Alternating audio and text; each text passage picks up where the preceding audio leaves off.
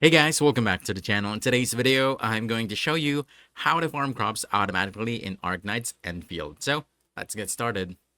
Now, first things first, before any automation happens, you need to unlock farming technology. You want to head into your technology tab and progress through the second tier of the housing tree. And once you unlock the planting node, you'll gain access to the two core machines that make this entire system work.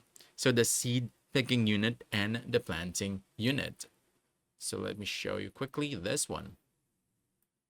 Right now, here's where the magic happens. You're going to place the seed picking unit on your base, then position the planting unit a couple of blocks away, facing the same direction. You want to connect them.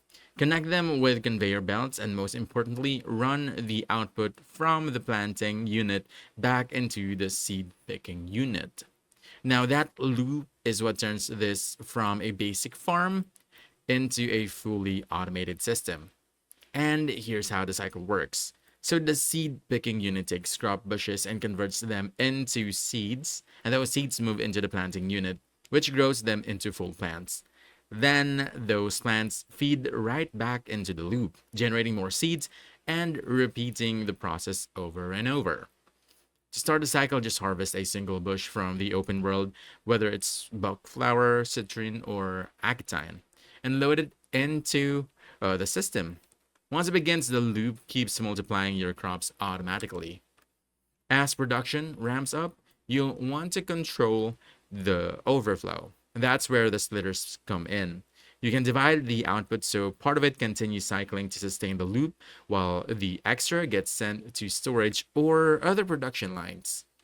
And this is where automation really shines.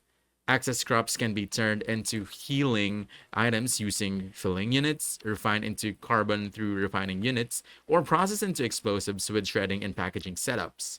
So just make sure everything is powered with electronic pylons. And as your base expands, you can even build multiple loops for different crop types. So once it's set up, your farm runs indefinitely with almost no maintenance, giving you a massive advantage in crafting resources and overall progression. And that's about it. So if you found this helpful, don't forget to hit that like button, subscribe for more quick guides, and I'll see you in the next one. Thanks!